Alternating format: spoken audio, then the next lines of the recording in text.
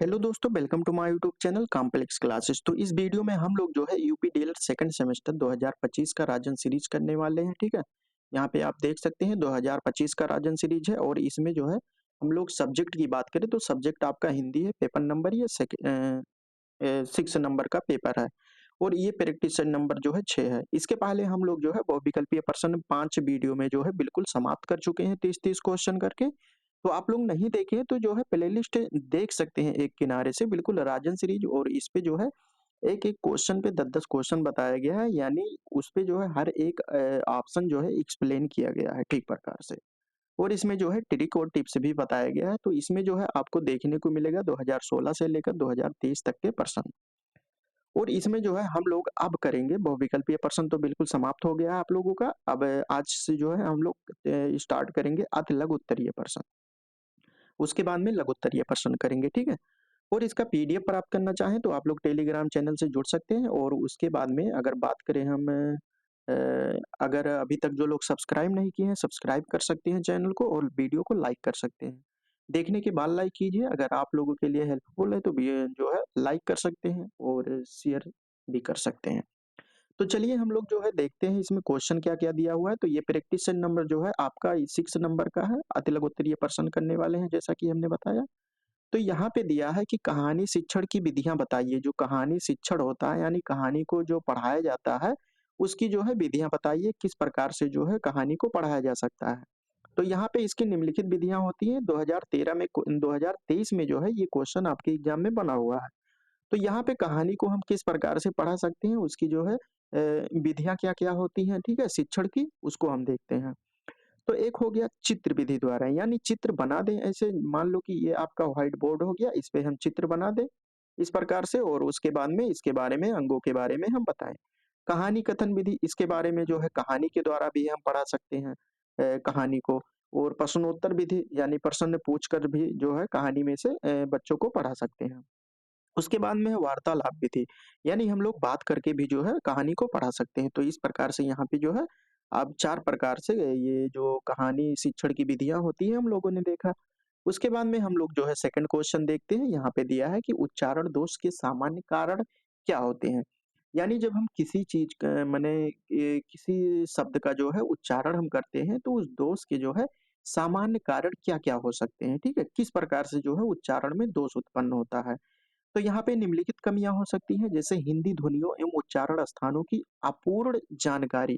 जो हिंदी ध्वनियाँ होती हैं और उच्चारण स्थान उसका होता है, ठीक है? जैसे का, खा, गा, घा, ये जो हमने स्टार्टिंग में बताया था, अकू, विसर्जया नाम कंठा, इचु, यसा नाम तालु, ये ट्रिक उच्चारण स्थान याद करने का अगर ये नहीं पता है तो जो है वहाँ पे उसकी जानकारी अपूर्ण जानकारी, ठीक है? के कारण जो है उच्चारण दोष जो है हो सकता है।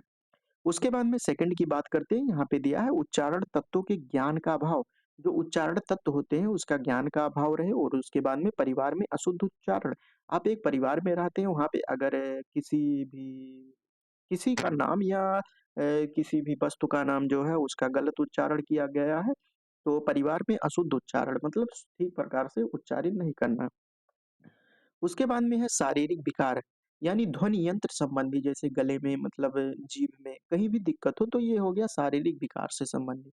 तो इस प्रकार से हमने दोस्त देखा कि जो है उच्चारण दोष के सामान्य कारण क्या हो सकते हैं जब हम उच्चारण करते हैं, प्रोनाउंसिएशन करते हैं, तो उसमें जो है क्या-क्या कारण हो सकते हैं। हिंदी ध्वनियों और उच्चारण स्थानों की अपूर्ण जानकारी, उच्चारण तत्वों के जो है ज्ञान का अभाव रहता है, परिवार में अशुद्ध उच्चारण किया जाता है और शारीरिक विकार भी हो सकता है। तो इस प्रकार से हमने ये समाप्त किया। उसके बाद में हम 3 नंबर की बात करते हैं। यहाँ पे दिया है कि मौखिक अभिव्यक्ति के सोपान क्या होते हैं? यानी मौखिक अभिव्यक्ति जब हम अपने मुख द्वारा जो है अपने अंदर की भावनाओं को जो है व्यक्त करते हैं दूसरों के सामने, तो उसके जो है सोपान क्या होते हैं, हमको क्या-क्या उसके लिए जो है आवश्यकता होती है। तो मौखिक अभिव्यक्ति के साधन सोपान की बात करें तो शुद्ध उच्चारण हो गया। हम किसी से जो है मौखिक अभिव्यक्ति करते हैं तो उसमें जो है उच्चारण को जो है ठीक प्रकार से जो है उच्चारित करना चाहिए। उसके बाद में है उचित गति, यानी जहाँ पे सुर, लय, ताल जिसे कहते हैं रिदम, ठीक है? यानी जहाँ पे हमको रुकना चाहिए वहाँ पे रुक जाना चाहिए, जहाँ पे स्लो कोई भी चीज़ एक्सप्लेन करना चाहिए तो वहाँ पे स्लो करना चाहिए। उसके बाद में हो गया हाव-भाव। हाव-भाव मीन्स होता है अगर कोई भी चीज़ आप टीचर हैं, बच्चों को के मतलब क्लास में एक्सप्लेन कर रहे हैं, तो वहाँ पे आपके हाथ का जो है उसी प्रकार से, उसी दिशा में यानी जिस प्रकार से आप समझाते हैं, हाव-भाव सब कुछ होना चाहिए, ठीक है?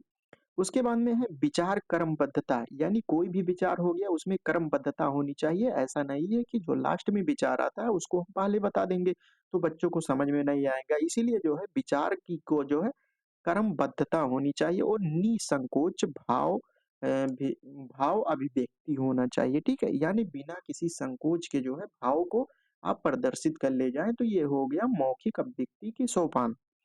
उसके बाद में हम 4 नंबर की बात करते हैं, यहाँ पे दिया है कि शब्द की शक्तियों का उल्लेख कीजिए। शब्द की जो शक्तियाँ होती हैं उसको उल्लेख करना है, ये भी 2023 में क्वेश्चन बना हुआ है। तो जैसे अभिधा शक्ति हो गया, लक्षणा शक्ति और उसके बाद में व्यंजना शक्ति। अब यहाँ पे जो है शब्द की शक्तियाँ जो है अभिधा, लक्षणा और व्यंजना हो गया। उसके बाद में हम 5 नंबर की बात करते हैं, यहाँ पे दिया है कि हिंदी व्याकरण के अनुसार वाक्यों के प्रकार लिखिए। हिंदी व्याकरण के जो है अनुसार जो वाक्यों के प्रकार होते हैं वो कितने प्रकार के होते हैं इसको लिखना है। तो ये 3 प्रकार के होते हैं मुख्य रूप से। जैसे हो गया सरल वाक्य हो गया, मिश्रित वाक्य हो गया, संयुक्त वाक्य हो गया, ठीक है? मिश्रित वाक्य में हमने जो है ऑब्जेक्टिव में वहाँ पे ट्रिक बताया था क्या? यदि, तो, जो, कि, सो जहाँ पे कनेक्टेड ये संयोजक वर्ड होता है, ठीक है? उसके बाद में 6 नंबर में दिया है कि लिखित अभिव्यक्ति के मुख्य साधन कौन-कौन से हैं? लिखित अभिव्यक्ति के मुख्य साधन जो है कौन-कौन से हैं? यानी लिखकर अभिव्यक्ति कर सकते हैं कितने साधनों को? तो सार लेखन, पत्र लेखन जैसे किसी के सामने जो है लिखकर अभिव्यक्त करना हो यानी एक होता है मौखिक अभिव्यक्ति, एक होता है लिखित अभिव्यक्ति। तो मौखिक में हम क्या करते हैं, इसमें जो है आमने-सामने किसी के सामने अगर बैठे हुए हैं, तो वहाँ पे हम व्यक्त करते हैं, डायरेक्ट टू बात करते हैं हम। लेकिन लिखित अभिव्यक्ति में हम किसी के सामने लिखकर जो है अपने भाव को जो है प्रदर्शित करते हैं। जैसे पत्र लेखन हो गया, किसी को पत्र लिखना है। निबंध हो गया, किसी के बारे में निबंध लिख दे रहे हैं, अगर कोई पर्सन पढ़ेगा तो वहाँ पे उसको समझ में आएगा। तो ये हो गया लिखित अभिव्यक्ति। आत्मकथा हो गया, कहानी लेखन हो गया, नाटक लेखन हो गया, कविता लेखन हो गया, संस्मरण हो गया, लेखन वितरण और आख्या लेखन इत्यादि। तो ये सभी जो है लिखित अभिव्यक्ति के मुख्य साधन होते हैं, ठीक है? ये 2020 में आपके क्वेश्चन पूछा गया है। उसके बाद में हम 7 नंबर की बात करते हैं, यहाँ पे दिया है कि वाक्य किसे कहते हैं? जो सेंटेंस होता है तो वाक्य किसे कहते हैं और वाक्य के कितने अंग होते हैं? 2020 में ये क्वेश्चन बना हुआ है। तो शब्दों को मिलाकर जो शब्द होते हैं, शब्दों को मिलाकर वाक्य निर्मित होता है, ठीक है? शब्दों को मिलाकर वाक्य निर्मित होता है और वाक्य द्वारा भाव या विचार को जो है प्रकट किया जाता है। जैसे ये नहीं है कि खाना हो गया, खाना राम। इसका मतलब कुछ नहीं होता है, ठीक है? खाना राम ये जो है भाव व्यक्त नहीं करता है। अगर हम लिख दें राम खाना खाता है, तो यहाँ पे एक भाव व्यक्त हो गया है कि राम के द्वारा जो है खाना को खाया जा रहा है यानी खाना वो खाता है, ठीक है?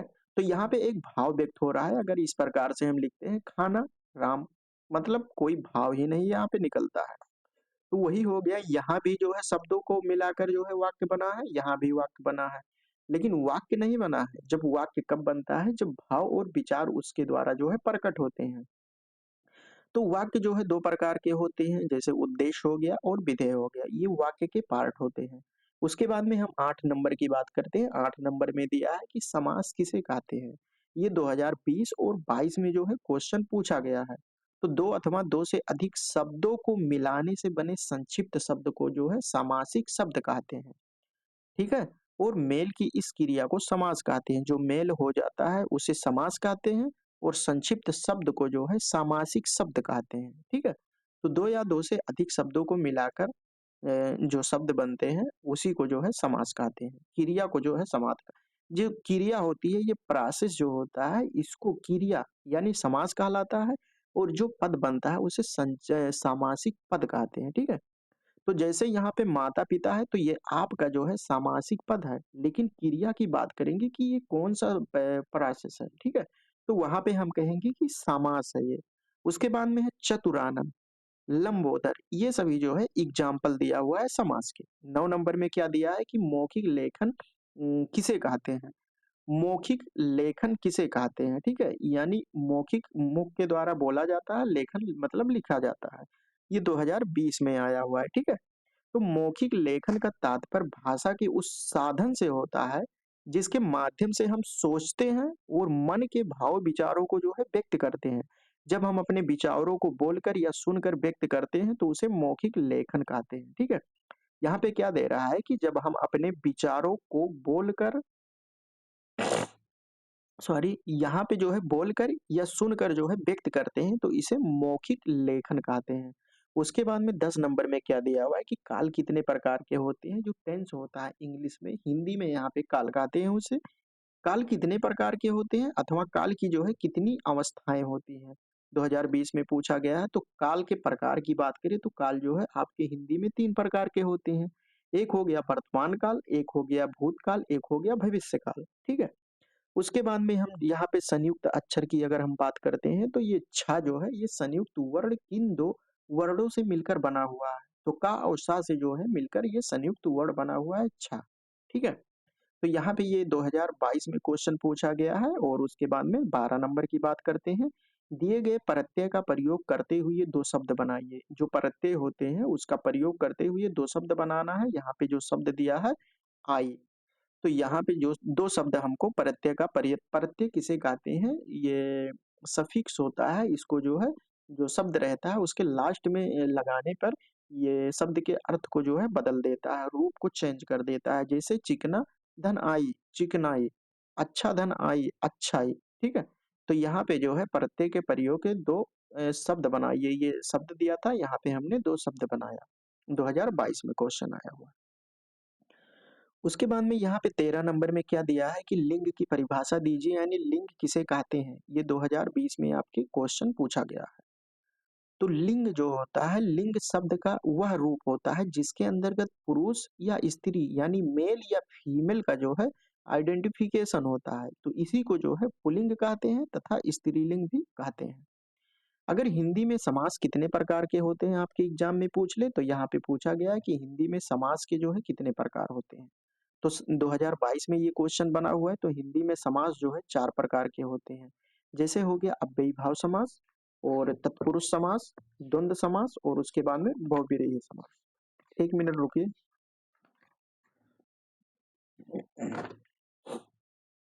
तो यहाँ पे जो है हमने समाज को देखा कि हिंदी में जो है समाज कितने प्रकार के होते हैं, ये 2022 में क्वेश्चन बना हुआ है। हिंदी में समाज की बात करें तो समाज जो है ये मूल रूप से जो है 4 प्रकार का होता है। अगर मूल रूप से पूछ ले तो 4 प्रकार का होता है, लेकिन मुख्य रूप की अगर बात करें तो मुख्य रूप से जो है समास जो है 6 प्रकार के होते हैं। अब आप कहेंगी ये 6 प्रकार से किस प्रकार से होता है? तो हिंदी में समास 4 प्रकार के होते हैं, ये समझ में आया। एक हो गया अव्ययीभाव समास हो गया, तत्पुरुष समास हो गया और उसके बाद में द्वंद्व समास और बहुव्रीहि समास। अब आपको एक बात पता होगा कि कर्मधारय समास भी होता है और द्विगु समास भी होता है। तो ये किसके पार्ट होते हैं? ये आपके जो है तत्पुरुष समास के 2 पार्ट होते हैं। एक हो गया कर्मधारय समास, कर्मधारय समास और दूसरा हो गया द्विगु समास, ठीक है? तो ये जो है मुख्य रूप से 6 होते हैं, लेकिन मूल रूप से जो है हिंदी में समास की संख्या 4 होती है। अब उसके बाद में यहाँ 15 नंबर में दिया है कि पत्र कितने प्रकार के होते हैं? पत्र के प्रकार बताइए। तो पत्र जो है कितने प्रकार के होते हैं? जो लेटर होता है, तो विषय वस्तु तथा शैली के आधार पर पत्रों को जो है 2 भागों में वर्गित किया गया है। एक होता है औपचारिक पत्र, एक होता है अनौपचारिक पत्र, यानी ऑफिशियल लेटर और अनऑफिशियल लेटर। औपचारिक पत्र क्या होता है? जैसे किसी ऑफिस में जो है देना है हमको, तो उसे ऑफिशियल पत्र कहते हैं, जिसके द्वारा सरकार द्वारा आदेश जारी किया जाता है, औपचारिक पत्र हो गया, ठीक है? जैसे ऑफिस में देना हो। और अनौपचारिक पत्र जो नॉर्मल पत्र होता है। उसके बाद में हम 16 नंबर की बात करते हैं कि पुरुषवाचक सर्वनाम के प्रकारों के नाम लिखिए। जो पुरुषवाचक सर्वनाम जो है किसे कहते हैं ये बताना है और उनके जो है भेद के बारे में भी लिखना है। उसके बाद में पुरुषवाचक सर्वनाम किसे कहते हैं और उसका उदाहरण लिखिए। तो हम लोग देखते हैं कि पुरुषवाचक सर्वनाम क्या होता है। जो शब्द संज्ञा शब्द के स्थान पर प्रयुक्त हो तथा व्यक्ति विशेष को जो है संबोधित करते हैं, व्यक्ति विशेष को जो है संबोधित करते हैं, वह शब्द जो है पुरुषवाचक सर्वनाम कहलाता है। जैसे हो गया एक वक्ता होता है जो बोलता है, इसको हमने जो है लेक्चर नंबर प्रैक्टिस नंबर 5 में जो है बिल्कुल बताए हैं पुरुषवाचक सर्वनाम के बारे में। जैसे वक्ता हो गया, श्रोता हो गया और जिसके बारे में जो है कहा जाता है। जैसे मान लो कि एक व्यक्ति यहाँ पे हो गया, एक व्यक्ति यहाँ पे हो गया, एक व्यक्ति यहाँ पे हो गया, ठीक है? और एक जो तीसरा व्यक्ति है, ये आपका जो है 2 व्यक्तियों में वार्तालाप हो रहा है। ये जो है ये थर्ड पर्सन हो गया, ये भी है व्यक्ति, ठीक है? वक्ता मतलब ये बोल रहा है इसको, ये जो है ये बोल रहा है और ये जो है ये सुन रहा है, ठीक है? तो ये वक्ता हो गया और श्रोता हो गया और जिसके बारे में कहा जा रहा है। मान लो कि ये गोविंद है, गोविंद। अब हमने इससे कहा कि गोविंद जो लड़का है बहुत ही अच्छा लड़का है, ठीक है? तो हमने गोविंद के बारे में बात कर रहे हैं तो ये अन्य पुरुष हो जाएगा, ये मध्यम पुरुष हो जाएगा और उसके बाद में ये उत्तम पुरुष हो जाएगा, ठीक है?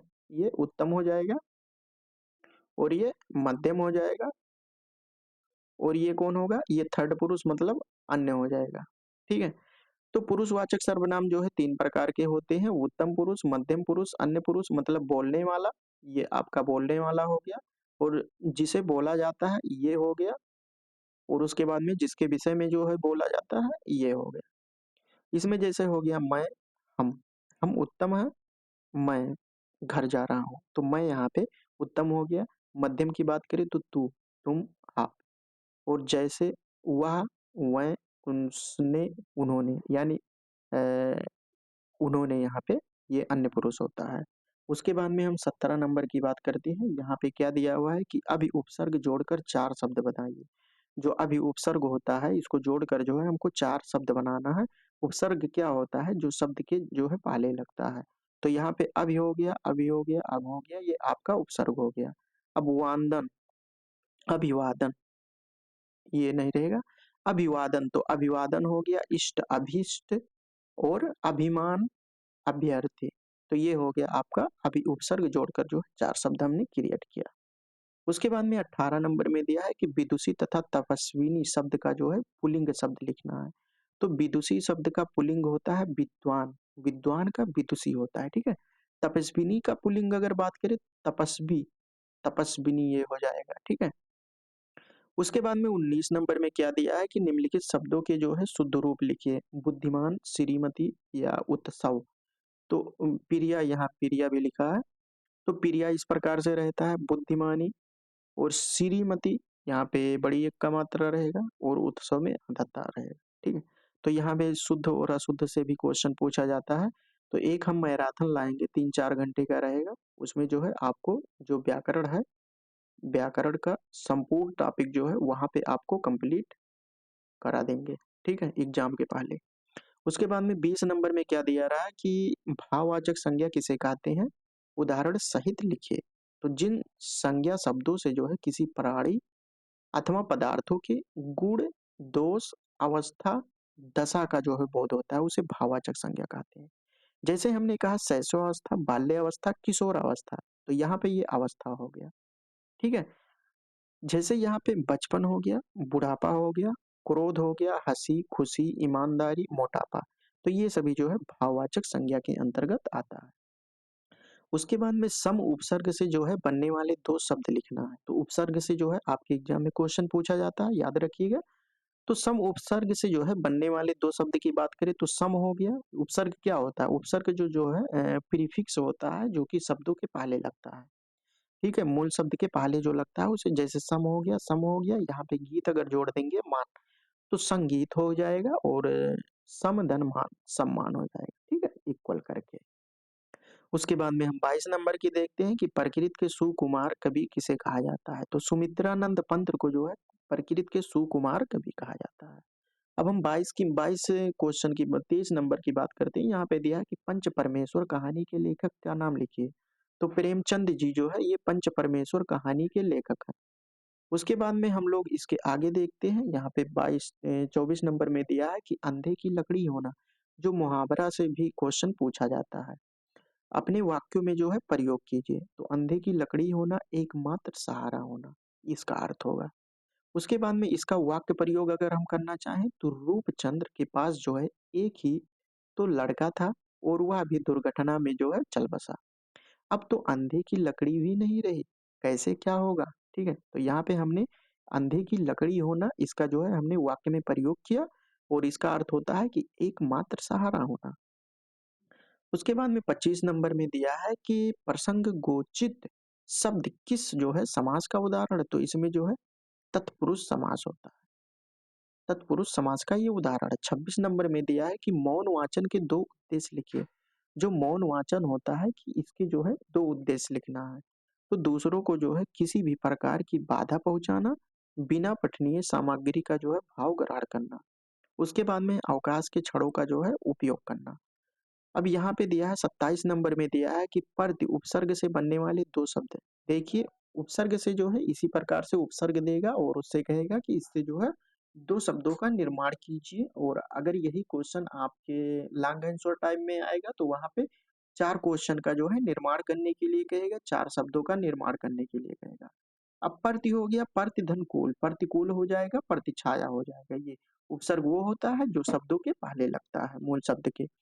उसके बाद में है कारक शब्द में जो है कौन-सा प्रत्यय लगता है, तो प्रत्यय प्रत्यय की बात करें तो जो शब्दों के जो है लास्ट में लगता है, तो कारक में अक, कारक, ठीक है? अक लास्ट में लगेगा तो कारक हो जाएगा। ईसा ने पत्र पढ़ा वाक्य में कौन-सा लकार प्रयुक्त हुआ है? तो इसमें जो है लट लकार भूतकाल प्रयुक्त हुआ है। इस प्रकार से भूतकाल यहाँ पे देख सकते हैं। ईसा ने पत्र पढ़ा मतलब पढ़ा, पढ़ चुका है। उसके बाद में यहाँ पे दे रहा है कि बालक तेज दौड़ता है, वाक्य में जो है किस क्रिया विशेषण का प्रयोग हुआ है? बालक जो है तेज दौड़ता है, वाक्य में किस क्रिया विशेषण का प्रयोग हुआ है? विशेषण विशेष, इसमें क्रिया विशेषण की बात कर रहा है, जो विशेषण की विशेषता बताता है उसे क्रिया विशेषण कहते हैं। यानी बालक दौड़ता है, ये भी सही है, लेकिन जब कहेंगे बालक तेज दौड़ता है तो यहाँ पे जो है विशेषण की विशेषता बताई गई है। तो इस प्रकार से हमने जो है ये प्रैक्टिस नंबर 6 कंप्लीट किया, जो कि अभी 10 क्वेश्चन और कर दे रहे हैं हम लोग। तो यहाँ पे 31 नंबर में दिया है कि अधि उपसर्ग लगाकर 4 शब्द बनाइए, ठीक है? तो उपसर्ग से जो है इसी प्रकार से प्रश्न पूछा जाता है, एक शब्द देगा और उस पे पूछेगा कि जो है 4 शब्द लिखिए। तो अधि उपसर्ग के जो है 4, अधि ये उपसर्ग है, उपसर्ग वो होता है जो शब्दों के पहले लगता है, मूल शब्द। तो अधि यहाँ पे हो गया अधि, अधिपति करते हैं तो अधिपति हो गया, नियम जोड़ते हैं तो अधिनियम, और अधिइन, ये अधीन हो जाएगा, अधिष्ठाता हो जाएगा, ठीक है? अब 32 नंबर की बात करते हैं। यहाँ पे दिया है कि क्रिया विशेषण की जो है परिभाषा लिखते हुए 2 उदाहरण लिखिए। तो क्रिया विशेषण क्या होता है? जो शब्द क्रिया की जो है विशेषता बताते हैं उसको क्रिया विशेषण कहते हैं। जैसे खरगोश तेज दौड़ता है, खरगोश जो दौड़ता है किस प्रकार से? तेज दौड़ता है। यहाँ पे क्रिया की जो है विशेषता बताई जा रही है कि खरगोश जो है तेजी से दौड़ रहा है। 33 नंबर में दिया है कि परा उपसर्ग से बनने वाले 2 शब्द लिखिए। तो प्रचार हो जाएगा और प्रसार हो जाएगा, ठीक है?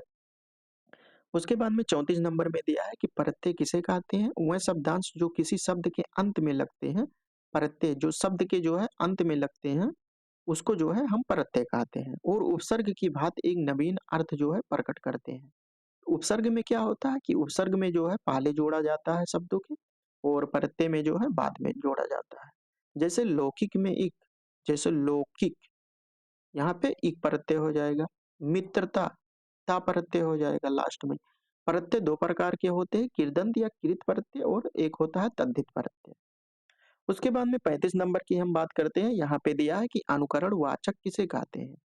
जो अनुकरण वाचक होता है, ये अनुकरण, यहाँ पे अनुकरण वाचक किसे कहते हैं? तो शिक्षक के द्वारा बोले गए पाठ्यक्रम शब्दों को जो है सुनकर जब बच्चे बोलने में उसका प्रयोग करते हैं तो उसको जो है अनुकरण वाचन कहते हैं, ठीक है? तो ये जो है आपको समझ में आया होगा। उसके बाद में यहाँ पे दिया है कि आ उपसर्ग, जो आ उपसर्ग है से बनने वाले 2 शब्द लिखिए। जो है आ उपसर्ग से जो है बनने वाले 2 शब्द लिखना है, तो उपसर्ग क्या होता है? जो शब्दों के पहले लगता है। तो आ यहाँ यहाँ भी आ है, और यहाँ भी आ है, यहाँ भी आ है, ठीक है? तो आजन्म हो गया, आगमन हो गया, आकाश हो गया, तो ये सभी उपसर्ग हो गए। उसके बाद में हम बात करते हैं, इसके आगे बात करते हैं 37 नंबर। 37 नंबर में क्या दिया है कि जिस शब्द का प्रयोग संज्ञा के स्थान पर होता है उसे क्या कहते हैं? जिस शब्द का प्रयोग जो है संज्ञा के स्थान पर होता है उसको जो है हम क्या कहते हैं? तो यहाँ पे कुछ शब्द संज्ञा के स्थान पर बोले जाते हैं, उसको जो है हम सर्वनाम कहते हैं। जैसे यहाँ पे हो गया हम, ठीक है? आप हो गया, मैं हो गया, तुम, वह, वह, उन्होंने, उनसे, इनसे या किसने, किसी को इत्यादि। ये सभी जो है आपके प्रोनाउन होते हैं, मतलब सर्वनाम होते हैं। उसके बाद में दिया हुआ है, यहाँ पे दिया हुआ है कि द्रुत पाठ का जो है क्या अर्थ होता है। तो द्रुत पाठ का अर्थ होता है कम समय में जो है अधिक से अधिक वाचन करना, यानी तेजी से जो है गति करना, यानी पढ़ना।